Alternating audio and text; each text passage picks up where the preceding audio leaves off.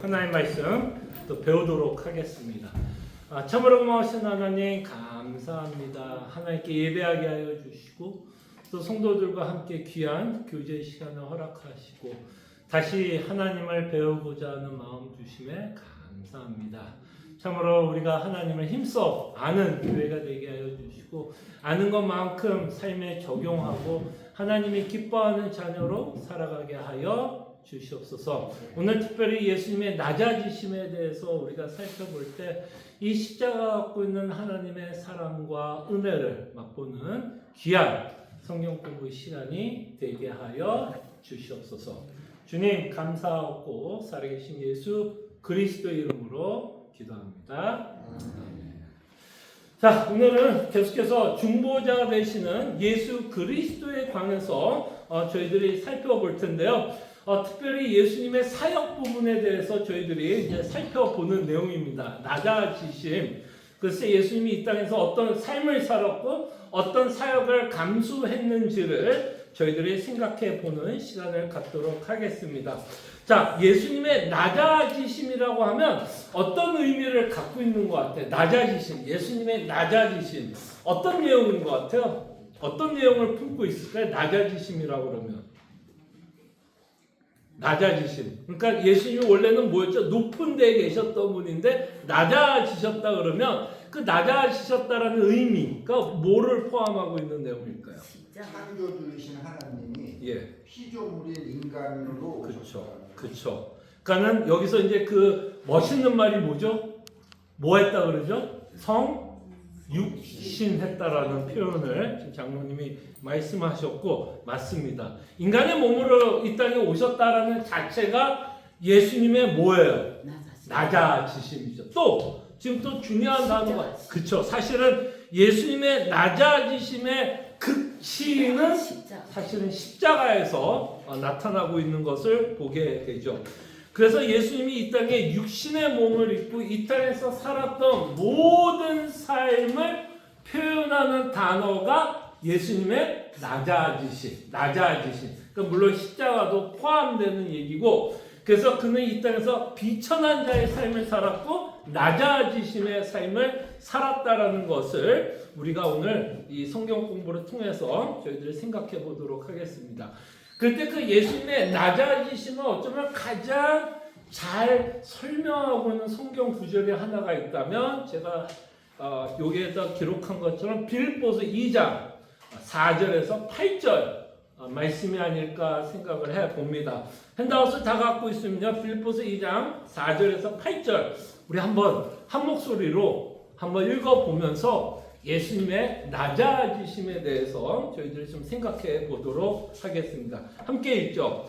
각각 자기 일을 돌볼 뿐더러 또한 각각 다른 사람들의 일을 돌보아 나의 기쁨을 충만하게 하라.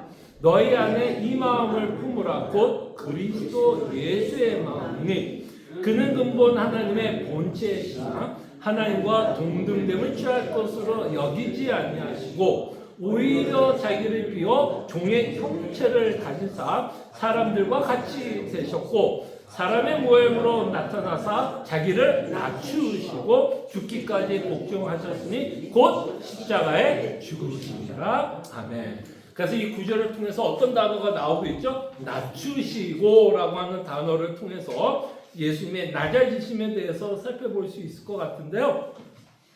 그 본격적으로 내용은 이제 6절의 내용을 통해서 보게 됐는데 그가 낮아짐은 그가 원래는 높으신 분이었다라는 것을 기억해야겠죠. 그래서 그는 하나님의 뭐라고요? 6절에 보면 뭐라고? 본체. 뭐 어렵게 얘기하는 것 같지만 사실 뭘 얘기하고 싶은 거예요? 예수님은 하나님이시다. 그거 얘기해요. 본체시니. 그러니까 예수님은 하나님이시다. 그런데 하나님과 동등됨을 취할 것으로 여기지 아니하시고, 그러니까 하나님인데 하나님과 동등됨을 취하지 않는다라는 이 말이 굉장히 우리를 좀 혼란스럽게 말할 수 있지만 무슨 말일까요? 동등됨을 취하지 않았다는 말은 더 이상 예수님이 하나님이 아니라는 말이 아니라 그렇죠? 낮아지심을. 그러니까 원래 권세가 높으신 분인데 그 권세를 뭐 했다?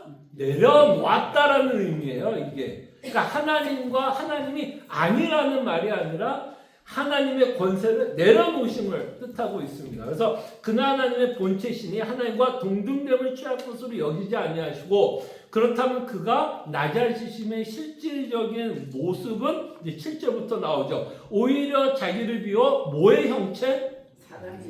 그러니까 종의 형체. 이게 여러분 대단한 거 아니에요? 왜 이게 종의 형체라는 것이 예수님의 낮아지심일까요? 원래 어떤 분이죠, 예수님은요? 높으신 분이지만 종의 반대말로 표현하자면 사실 예수님은 어떤 분이에요? 왕이잖아, 왕. 세상을 그저 다스리는 왕인데 그 왕이 누구로 왔어요? 사람 또는 여기서 종의 형식, 종으로. 그래서 그가 종으로 보여주는 모습이 이제 요한복음 같은 경우는 그의 종의 모습을 뭘로 보여줘요? 달을 섬긴 그 섬김의 모습이 이제 십자가를 통해서 가장 극명하게 나타나지만 어떤 것? 세족신. 저 수건을 메시고 그 당시에 가장 지금도 발이 깨끗해요, 더러워요? 지금도 더럽지만 그 당시에 발을 상상이 되세요? 가장 더러운 부위를 이 왕이신 정말 세상을 창조했던 그 창조자 되시는 예수님께서 손수 무릎을 꿇고 제자들의 발을 씻어주는 것을 통해서 자신이 뭐라는 걸 보여주신 거예요. 낮아진 또는 종으로서. 그러니까 이 종으로 왔다라는 의미는 또 뭐 한다는 거예요? 아까 말한 것처럼 섬기기 위해서. 그럴 때 예수님이 보여줬던 최고의 섬김은 뭐였을까요? 그렇죠. 십자가였어요. 그래서 여기서 이제 8절에 보면 사람의 모양으로 나타나는 게 성육신이죠. 자기를 낮추시고 죽기까지 복종하셨으니 곧 뭐라고요? 십자가에 죽으시니라. 그래서 그가 보여줬던 종의 모습의 극치는 우리를 위해서 십자가에 죽으셨다라는 내용입니다. 자, 이것이 바로 우리가 이제 살펴볼 예수님의 낮아지심에 대한 또는 십자가라고 하는 사건을 통해서 예수님의 낮아지심에 대해서 우리가 생각해 본다면 요거 한 번만 생각해 볼게요. 세상 사람들은 예수님의 낮아지심 또는 이 십자가에 대해서 어떤 식으로 반응을 했던가요? 어떤 식으로 반응했어요? 이 십자가. 제일 미련한 사람들. 가장 미련하다. 예. 그 핸드아웃 보고 말씀하는 거 아니에요? 제가 핸드아웃에 다 써놓긴 했는데. 예, 맞아요. 사람들은 이 십자가에 대해서 일단 첫 번째 반응은 제가 1장 18절에서 기록한 것처럼 우리가 이제 고린도전서를 통해서 끊임없이 보는 것처럼 십자가의 도가, 그러니까 예수님의 낮아지심의 도라고 말할 수 있겠죠. 십자가의 도가 멸망하는 자들에게는 뭐라고요?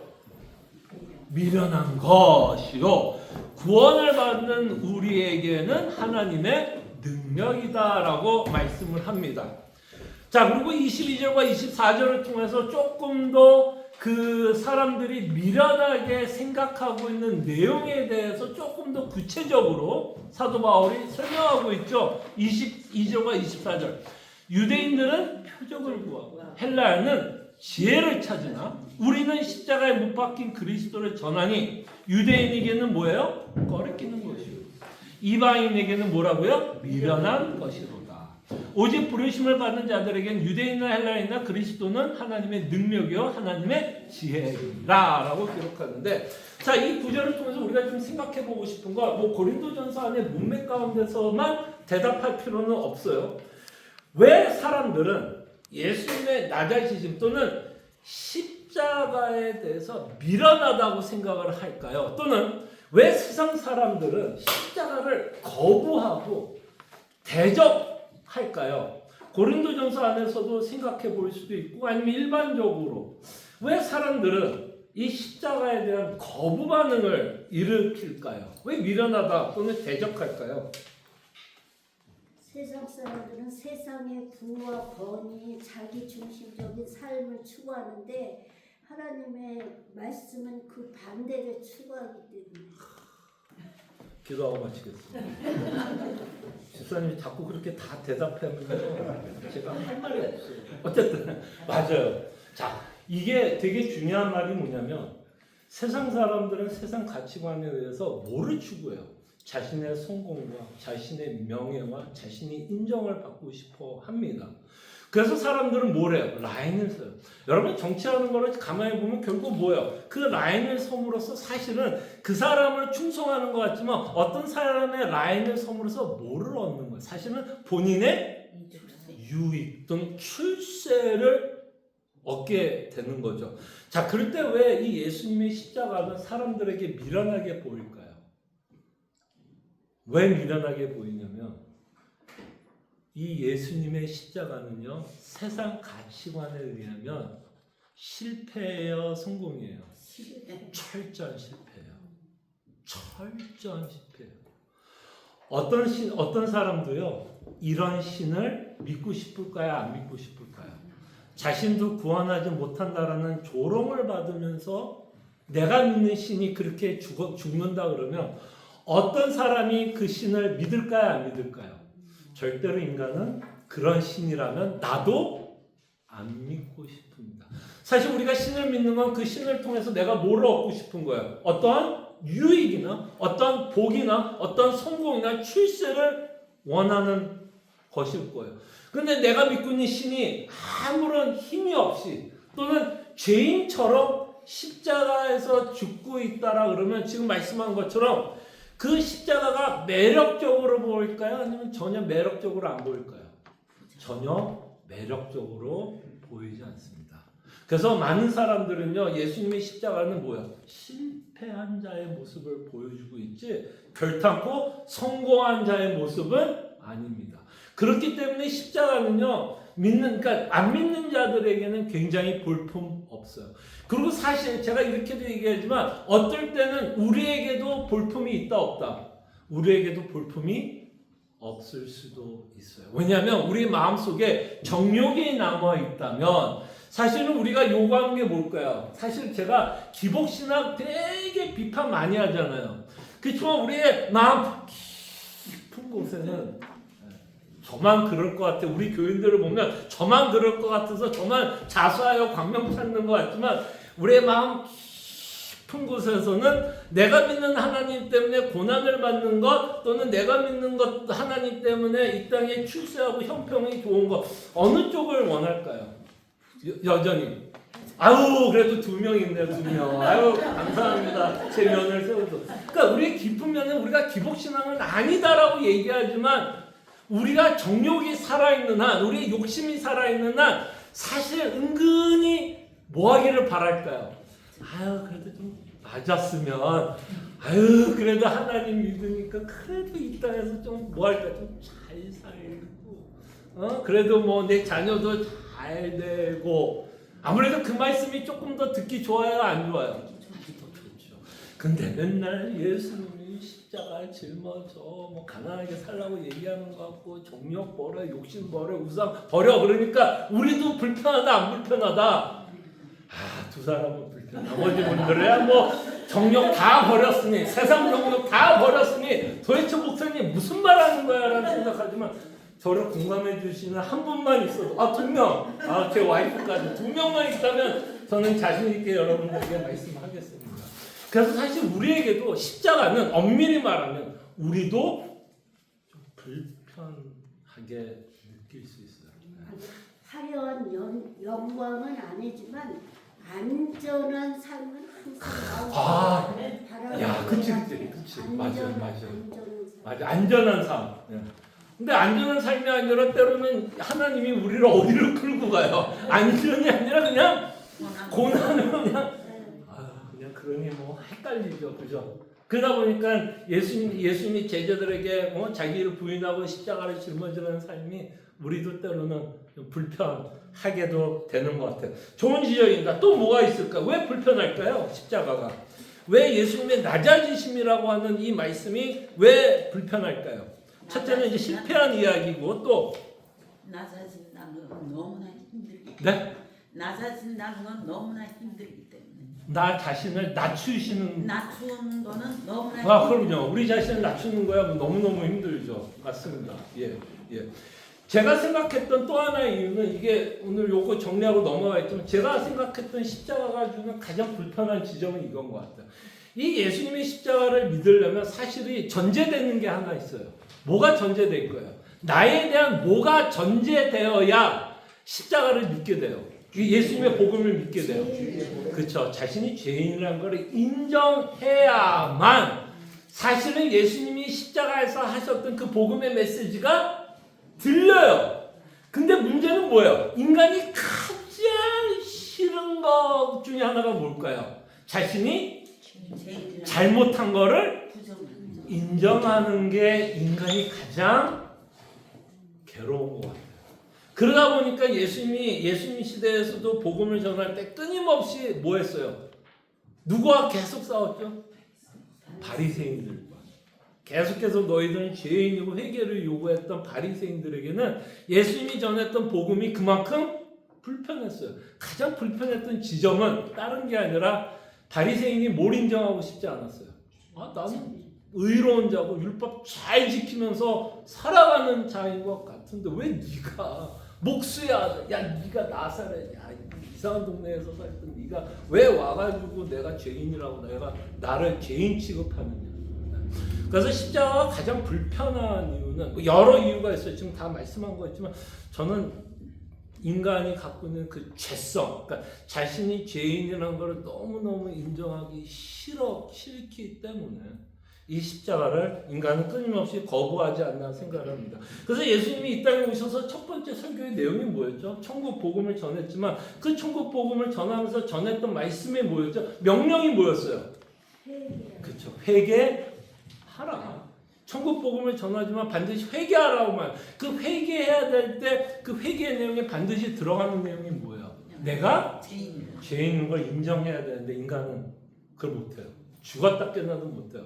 그래서 그 죽었다 깨어나도 못하는 그 일을 하기 위해서 사실은 누가 역사하냐면 성령 하나님이 역사하시는 거예요. 여러분들에게 새로운 믿음을 주시고 새로운 영혼을 소생시켜 주시사 내가 죄인인 걸 인정하게 되고 그 인정하는 것을 통해서 정말 내가 십자가가 필요하다라는 것을 뭐 하는 거예요? 인정하게 됩니다. 그래서 세상 사람들은 그 고린도전서 1장 18절에서 말하는 것처럼 미련한 것이라고 이야기하지만 내가 죄인이라는 것을 인정하고 예수 그리스도의 십자가가 전하는 복음을 믿는 자들에게는 이 십자가는 뭐예요? 구원을 받는 우리에게는 하나님의 뭐예요? 능력이다라고 고백을 합니다. 그래서 우리가 정말 세상 사람들은 미련하게 말하는 이 십자가에 우리는 구원을 받았기 때문에 우리는 십자가를 보면서 참 영광스럽다라고 생각을 하게 됩니다. 자, 그럴 때 이제 이 십자가를 거부하는 이유 중에 하나가 죄를 인정하고 싶지 않은 것과 세상의 화려함, 사람들에게 인정받고자 하는 그 마음, 허영이라는 죄를 채워줄 수 없다라는 생각을 하기 때문에 십자가를 거부하게 된다라는 것이죠. 그래서 이 십자가보다 세상의 영광과 자랑을 추구하려고 했던 자들을 표현했던 언어가 있었습니다. 이게 이제 훗날 종교개혁이 일어날 때 루터가 천주교를 좀 비판할 때 썼던 단어였어요. 이 천주교가 갖고 있었던 그 당시에 종교개혁 당시에 천주교가 갖고 있었던 모습이 어쩌면 지금 고린도 교회 안에 있었던 문제였지 않을까 싶어요. 여러분 그러니까 여러분들이 이제 유럽에 가면 저도 뭐 가보지는 않았지만 혹시 유럽에 가서 성당을 보면 그 성당을 보면서 하나님의 위대하심이 더 부각돼요? 아니면 어떻게 저 13세기, 14세기에 인간이 이런 건물을 지었을까에 대한 감탄, 좀 어느 쪽에 조금 더 감탄이 더 세요? 정말 성당의 그러면서 성전 대신 예수 그리스도 나를 위해서 십자가에 죽었다라기보다는 조금 누가 더 영광을 받는 것 같아요? 좀 사람이 아닐까 싶어요. 그 당시에 지금도 그런 성당을 짓는다면 인간 대단하다고 그랬을 텐데 막 13세기, 12세기에 정말 그 뭐 건축이 별로 발달하지 않을 것 같은 인간이 어떻게 그런 화려한 막 조각을 보면 막 어떻게 그렇게 깎아서 그 성당 위에다가 조각을 다 세우면 누가 영광을 받는 것 같아요? 사람이 더 영광. 그러니까 그 영광, 그 화려함을 루터는 이렇게 표현했어요. 영광의 신학이라고 표현했습니다. 그러니까 그 영광은 어떤 영광일까요? 사람의 영광. 사람의 영광. 그래서 뭐 저는 천주교를 뭐 비판하려고 그러기보다는 그런 모습들을 통해서 뭔가 하나님의 이름을 이야기하는 것 같지만 결국에는 그 하나님의 그 어떤 그 이름 뒤에 인간의 영광을 더 드러내려고 하는 인간의 어떤 본성을 그 당시에 이제 종교개혁이 일어났을 때 루터는 영광의 신학이라 그래서 인간의 어떤 화려함, 성공, 멋있음을 강조했다면 루터는 정말 예수를 믿는 자들이라면 어떤 신학을 강조했을까요? 영광의 신학이 있었다면 루터가 진정으로 말하고 싶었던 신학이 있었다면 어떤 단어로 우리가 믿어야 될 신학을 표현했을까요? 그렇죠. 그래서 십자가의 신학을 말합니다. 이 십자가의 신학은 어려운 말이 아니에요. 이 십자가의 신학은 뭘까요? 예수님이 말씀한 것처럼 자기를 부인하고, 그죠? 사람들이 미련하다라고 이야기할지라도 세상 사람들에게 전혀 인정받지 못하더라도 사람들에게 바보 취급을 받더라도 그리고 또 제가 썼던 단어 중에 하나가 뭐냐면 세상 사람들이 나를 호구, 이거 은어 아니래요. 이거 표준말이라고 합니다. 세상 사람들이 나를 이용하더라도 그 삶을 우리는 살아갑니다. 이게 세상의 화려함이에요?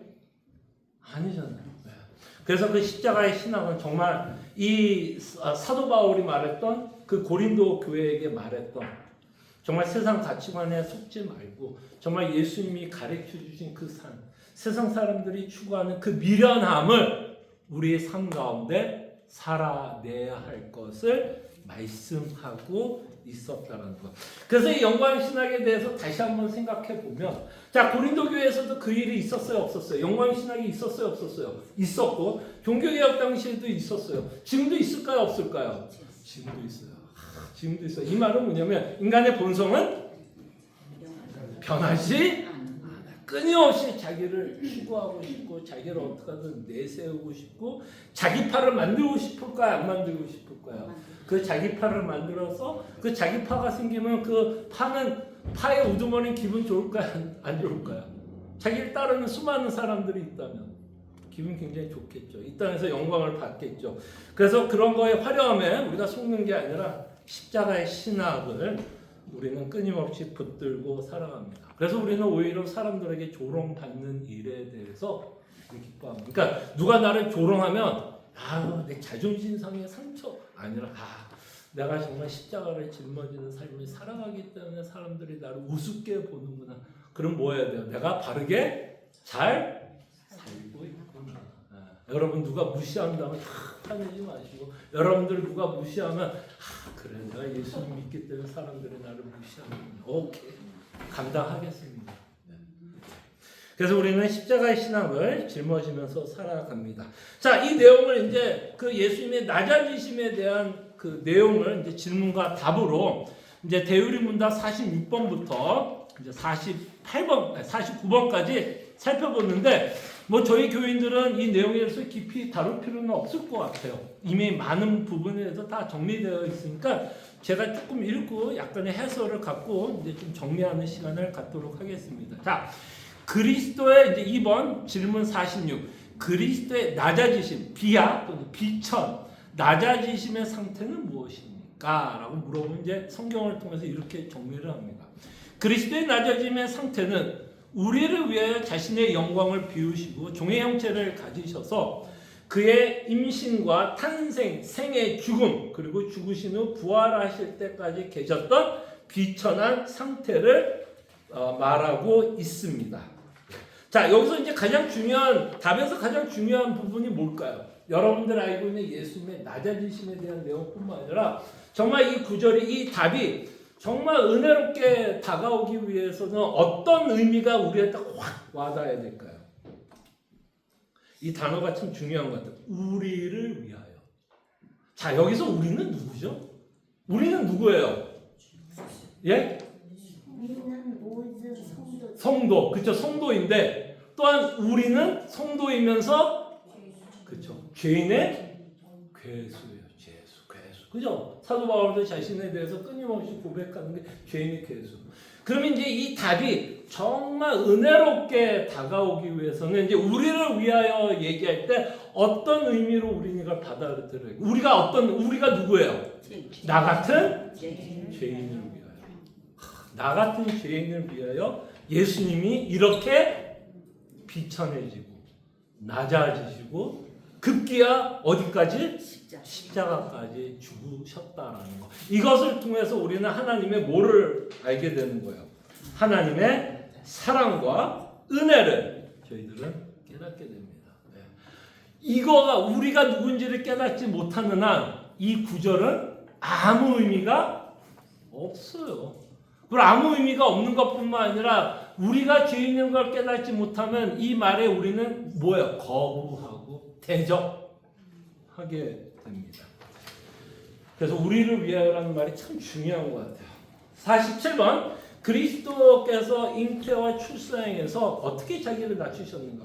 그리스도께서 잉태와 출생에서 자신을 낮추신 것은 영원히 아버지 품에 계시는 하나님의 아들이시나 때가 참에 사람의 아들이 되시기 위하여 비천한 신분의 여자에게 잉태되시고 출생하시며 여러 환경에서 통상보다 낮추신 것이다. 그래서 이렇게 예수님의 낮추심을 통해서 여러분들은 하나님의 어떤 속성을 좀 깨닫게 될까요, 여러분? 자, 어떤 속성? 이렇게 예수님이 낮추심을 통해서 여러분들이 하나님의 어떤 속성을 알아요?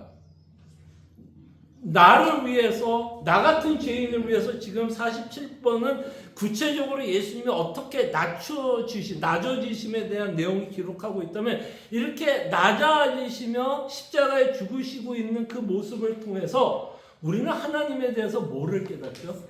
하나님의 사랑을 깨닫는 거예요. 사랑. 정말. 그러니까 나 같은 죄인을 위해서 십자가에 죽으셨다라는 그 사실을 통해서 우리는 하나님이 얼마나 나를 사랑하고 있는지를 깨닫게 됩니다. 그래서 요한일서 뒷장에 보면 요한일서 정확히 요한일서 4장 9절 10절에 보면 하나님의 사랑에 대해서 이렇게 표현합니다. 하나님의 사랑이 우리에게 이렇게 나타나봐 되어서 어떻게 나타났어요?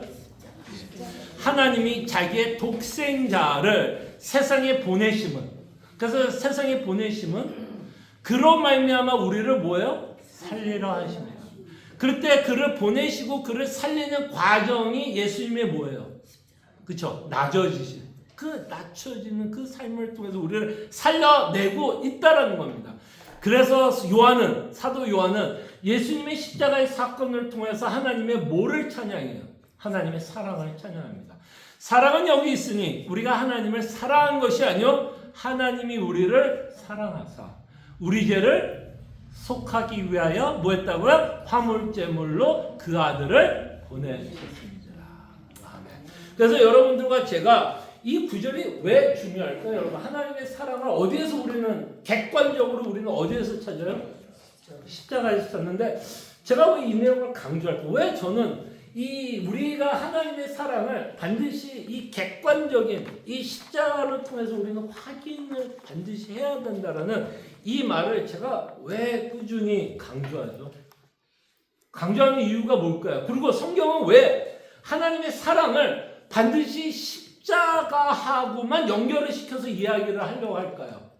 우리는 절대로 그 구원받을 능력이 없는 상태이기 때문에 자꾸 하나님의 십자가를 부각시킨다. 오케이. 십자가를 부각시키는 이유는 우리 스스로 구원할 수 없어서 또 왜 하나님의 십자가에 하나님이 우리를 사랑하고 있다라는 걸 이 십자가로 증명하려고 성경은 또는 성경의 저자는 애를 쓸까요?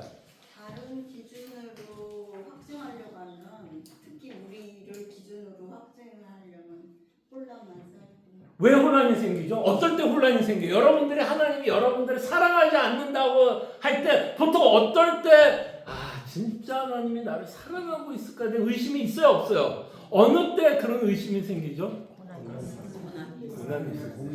고난이 있을 때요. 그래서 성경은 우리 성도도 삶 가운데 고난이 있기 때문에 우리가 하나님의 사랑을 이렇게만 받는 것으로 생각하면 우리는 굉장히 혼란스러울 수 있어요. 그냥 내 인생이 형통함에만 있을 때만 하나님이 나를 사랑한다라는 식으로만 하나님의 사랑을 입증하게 되면 우리 삶 가운데 사실 형통만 있어요.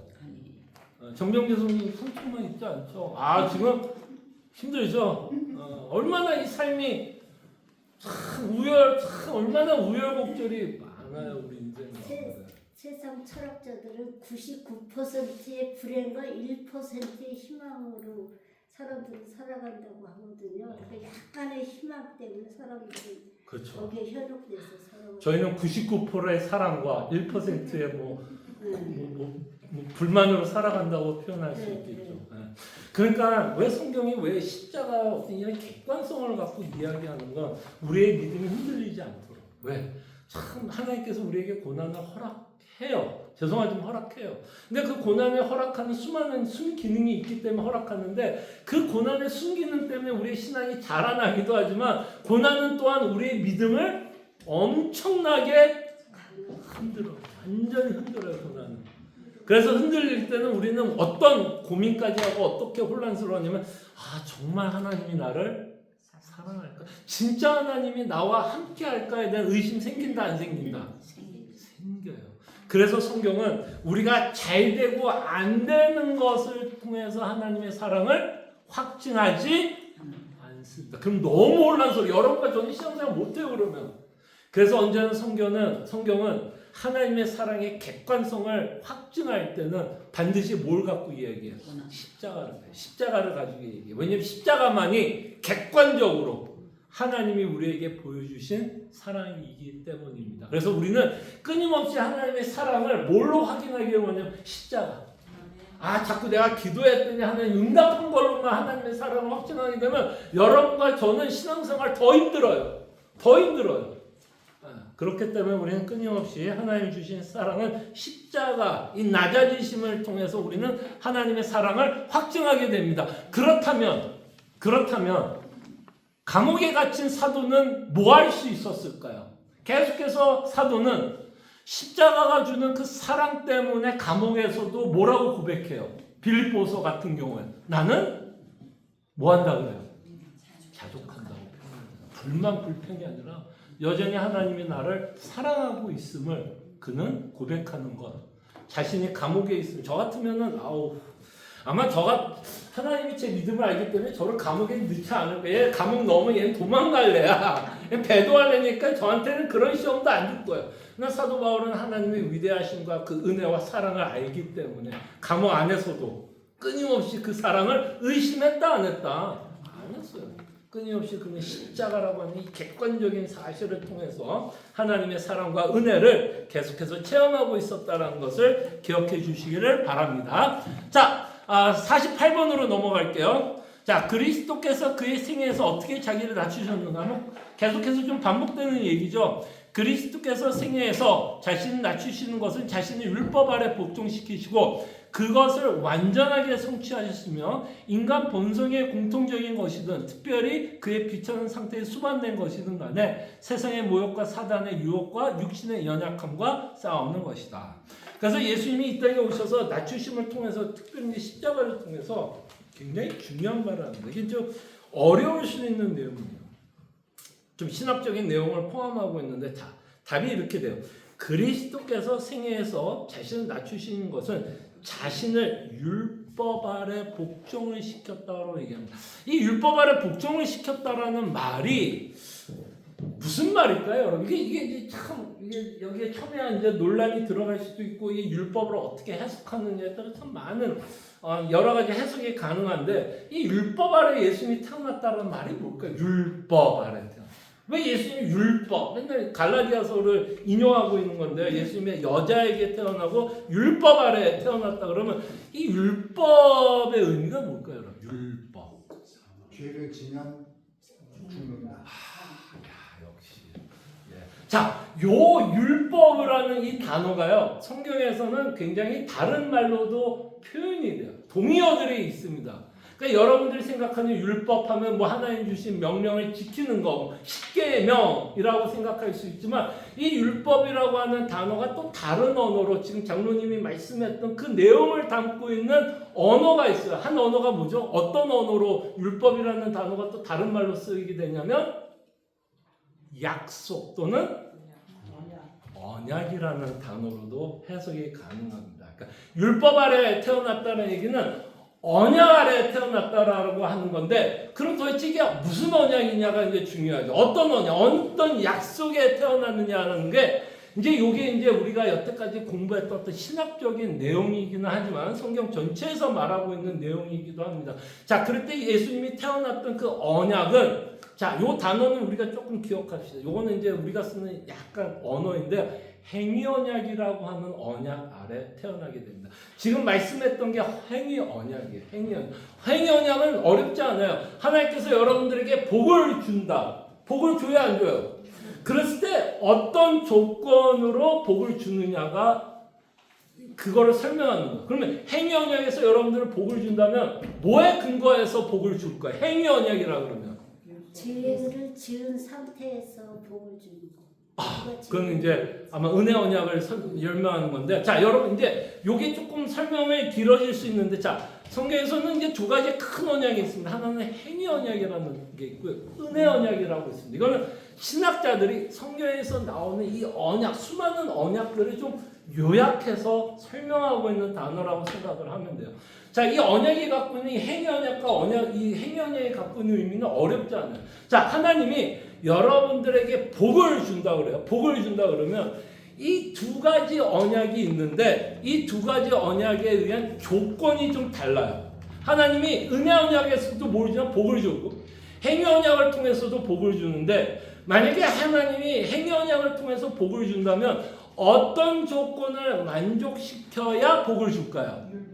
그게 바로 율법이에요. 하나님이 주신 율법을 지킬 때 내가 너에게 복을 주는 게 행위 언약이면, 은혜 언약은 뭘까요? 다 상관없어. 그냥 내가 너에게 복을 주겠다라는 거예요. 자, 그렇다면 이 관점 안에서 예수님이 율법 아래 태어났다 그러면 통상적으로 저는 이것을 예수님이 행위 언약으로 태어났다라고 이해를 합니다. 왜 제가 이걸 행위 언약으로 태어났다 그러면, 하나님이 처음으로 하나님이 인간과 언약을 맺었던 내용이 있어요.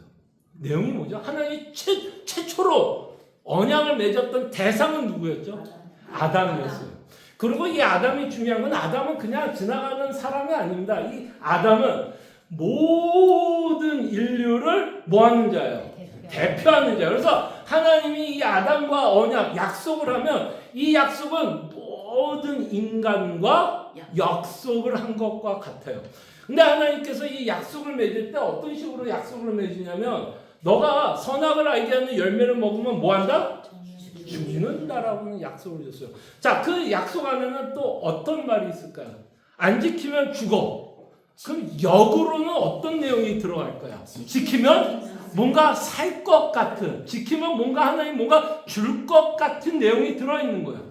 그래서 여러분들이 구약을 읽다 보면, 특별히 이제 출애굽기, 신명기에 보면 면면이 되게 많아요. if 너가 지키면 이렇게 해줄 거고, 안 지키면 뭐 할까요? 저주를 할 거라고 말해요. 그 내용이 계속 하나님이 이야기하는 것, 하나님이 인간에게 주시려고 하는 복은 철저한 뭐에 의해서 복을 주는 거예요? 행위로 복을 주시는 거예요. 행위로 복을 주는 거예요. 근데 문제는 뭐냐면, 모든 인간은 이 행위 언약, 아담에 의해서 모든 인간의 행위 언약을 못 지켰어요? 지켰어요? 못 지켰어요. 근데 하나님은 복을 주고 싶어요? 안 주고 싶어요? 주고 싶어요. 그러려면, 주려면 어떻게 해야 돼요? 어떻게 해야지 여러분들에게 복을 줄 수 있을까요? 여러분들이 행위 언약을 어겼어요. 아담으로 말미암아 다 어겼어요. 그래서 다 죽어야 돼요. 그럼에도 불구하고 하나님이 여러분들에게 복을 주려면 뭐를 해야 돼요? 똑같은 값어치에 저거 재물을 바쳐야 돼. 똑같은 것까지 너무 마음에 들었어. 그러니까 이 행위 언약을 만족을 시켜야 되는데, 이제 이 원리가 들어가는 거야. 아담과 같은 뭐를 세우면 돼요? 대표자를 세우면 돼요. 그렇죠. 그 율법을 그렇죠. 완전히 지키시게 함으로써, 그렇죠. 예수님이 그 자리를 하는 거예요. 그러니까 아담이 지켰다라면 여러분과 제가 아담 덕분에 다 영생을 얻었을 거야. 근데 면은 중요하지 않아요. 역사는 이미 깨졌으니까. 근데 하나님은 성령을 통해서 복을 주고 싶었어요. 만약에 복을 주고 싶지 않았다면 생각해봐요. 여러분, 만약에 여러분들이 하나님인데 아담이 선악을 알게 하는 열매를 먹었고 죄를 지었고 여러분들을 다 죽일 생각이면 굳이 하나님이 출애굽기, 신명기, 민수기, 복음서가 뭐 사도 쓸 필요가 있을까요? 없을까요? 쓸 필요 그대로 다 죽여버리면 끝나는 거예요. 그냥 끝. 그런데도 계속해서 막 성경을 써. 뭐 구약을 읽어보면 선지서, 뭐 희망의 메시지, 뭐 소망의 메시지 막 계속 나가야 안 나가요. 그 나가는 걸 보면 뭐를 알 수 있어요? 야, 하나님은 어떡하든 복은 주고 싶기는 하구나. 안 주고 싶었다라면 그냥 창세기 3장 15절, 아니 3장 15절도 내용이 없죠. 그냥 죽고 창세기 3장에서 그 스토리는 뭐 하면 돼요? 그냥 끝내면 돼요. 여러분들이 다 죽일 생각이었으면. 그런데도 역사가 계속 흘러가게끔 하는 거가 있다면 사실은 하나님의 인텐션이 뭐예요? 죽이고 싶었어요? 살리고 싶었어요? 어떻게 살리고 싶은 거예요, 그게 그러니까는 성경이 계속 쓰여지고 예표로서 예수님이 계속해서 구약을 통해서 나타나는 거예요. 그럴 때 지금 말씀 잘한 거예요. 그 아담이 우리를 대표해서 죄를 지어서 다 죽게 되었는데 똑같은 원리로 우리를 대표하는 누구를 세우면 돼요? 중보자를 세우면 돼요. 그 예수님이 누구를 대신해서? 아담을 대신해서 하나님이 주신 행위 언약을 온전히 지키시는 거예요. 그래서 빌립보서에 보면 자, 요거 한번 여기까지만 오늘 살펴볼게요. 이건 좀 중요하니까. 자, 빌립보서 2장 8절에 보면 어떤 단어가 좀 여러분 눈에 좀 딱 띄었으면 좋겠어요. 이 행위언약과 연결이 되는 단어인데 자, 8절에 제가 다시 한번 읽어드릴게요. 사람의 모양으로 나타나서 자기를 낮추시고 죽기까지 복종하셨으니 곧 십자가에 죽으시니라. 여기서 딱 눈에 좀 띄는 단어가 있어요. 혹시 행위언약 때문에? 어떤 단어? 복종했다. 왜 복종이라는 단어가 꼭 들어갔어야 돼? 예수님 그냥 왔다가 그냥 십자가에 죽어버리면 되지 않아요? 근데 굳이 사도는 여기 복종이라고 하는 어떤 거를 만족시키기 위해서 이 땅에 오셨다 그러면 이 복종했던 근거가 있다라는 거죠. 그랬을 때 이 복종의 근거는 결국에는 하나님이 처음으로 아담과 맺은 언약을 뭐 했다라고 생각하면 돼요? 복종하셨다는 거죠. 그래서 일단 예수님이 이 땅에 오셔서 하나님 아버지께서 주신 모든 율법을 뭐 했다고 그래요? 8절에 보면 복종했고 그 복종의 삶이 어디까지 갔다? 십자가에 죽으셨다는 거예요. 이 예수님의 생애를 통해서 생애 언약이 갖고 있는 두 가지 문제를 다 해결합니다. 첫째, 복을 받기 위해서 뭐가 필요했어요? 복종이 필요했어요. 근데 우리 복종해야 안 해요? 안 했어요. 근데 예수님이 우리 대신에 복종했어요. 그렇다고 우리 행위 언약의 문제가 해결돼야 안 돼요? 안 돼요. 또 하나의 가장 큰 문제를 해결해야 돼요? 안 해야 돼요? 뭐를 해결해야 돼요? 행위 언약이 갖고 있는 뭐를 해결해야 될까요? 형벌. 그렇죠. 형벌을 해결해야 돼요. 왜냐하면 행위 언약을 통해서 하나님이 아담에게 뭐라 그래요?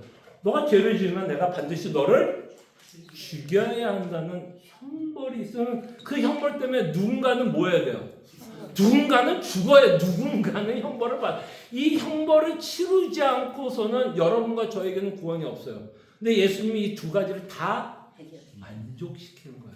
여러분들의 대신해서 순종함으로써 하나님이 아담에게 주시려고 했던 모든 복을 받아내시고 또 아담으로 말미암아 여러분과 제가 하나님으로부터 형벌을 받았어야함에도 불구하고 그 형벌을 누가 대신? 예수님이 대신 져줌으로써 그 저주와 심판을 다 만족시키게 됩니다. 그래서 여러분들이 이래서 또 하나의 신학적인 주제가 중요한 게 뭐냐면 왜 사도는 끊임없이 여러분들이 예수님과 연합됨을 왜 강조하는지 알아요? 왜 연합을 강조할 거예요, 예수? 왜 사도 바울이 우리가 그리스도 안에 있고 우리가 그리스도 안에 있으면 그 연합. 성경은 왜 예수님과 연합을 강조할까요?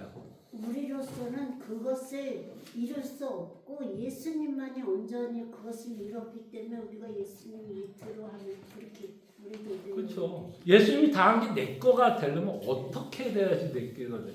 예수님이 하신 걸 믿을 때, 특별히 제가 지금 쓰는 단어가 뭐였어? 우리가 예수님과 연합. 연합되었기 때문에. 그러니까 성경은 끊임없이 예수님과 우리를 어떻게 하려고 그래요? 어떻게 하든 연결을 그냥 어떻게든 시키려고 그러는 거예요. 그게 연결이 되어야만 예수님이 이룬 것이 누구께 돼요? 내게 돼요. 그 연결점이 없으면 예수님이 하신 거는 예수님 거지 그게 내 거가 돼요, 안 돼요? 안 돼. 그래서 성경은 끊임없이 사도 바울 같은 경우는 우리가 그리스도 안에 있다라는 것을 강조하는 이유는 우리가 그리스도 안에 있기 때문에 그의 모든 것들이 오늘 에베소서 1장 3절에서도 우리가 회개 기도를 통해서 말씀한 것처럼 하늘에 신령한 모든 복이 예수님의 것으로 끝나지 않고 누구의 것이 돼요? 내 거가 돼요. 우리가 그리스도에 연합했기 때문에. 그래서 예수님이 하셨던 모든 일에 대해서 이게 이제 칭의가 되는데 요 한마디만 정리하고 끝낼게요. 칭의가 뭐냐? 하나님이 여러분들이 한 번도 죄를 안 지은 것처럼 여겨주시는 거예요. 근데 사실 그러니까 제가 여겨준다는 말이 이제 사도 바울이 쓰는 이제 단어인데 왜 여겨준다는 말을 쓸까요? 실상은 죄를 지어야 안 지어요? 지어요. 실상은 진짜 매같이 자기 기만에 빠져서 이게 정욕인지 정말 뭐 이거 구별도 못하면서 살아가고 있는 우리를 하나님은 끊임없이 죄를 안 지은 것처럼 여겨주시고, 자 이러면 일단 저주의 문제가 해결되는 거죠. 저주만 해결돼요. 근데 여러분들이 복을 받으려면 어떻게 해야 돼요? 여러분들이 뭐 해야 돼요? 순종해야 되죠. 그래서 칭의가 주는 또 다른 순종은 뭐냐면 여러분들이 예수님 믿음으로 하나님을 어떻게 여겨줄까? 예수님을 믿는 것들, 예수님과 연합된 것 때문에 여러분들이 복을 받는데 뭐 하기 때문에 하나님이 여러분들에게 복을 줄까요? 예수님의 죽기까지 순종한 것이 우리 거가 되기 때문에. 기도하겠습니다. 이게 무슨 말인지 알겠죠? 예수님의 순종하심이 누구께 되는 거예요? 그러니까 이런 거야. 하나님이 마치 내가 순종한 것처럼 여겨 주신 거예요. 그렇기 때문에 여러분들과 제가 하늘에 신령한 모든 복을 지금 누리면서 살아간다는 겁니다.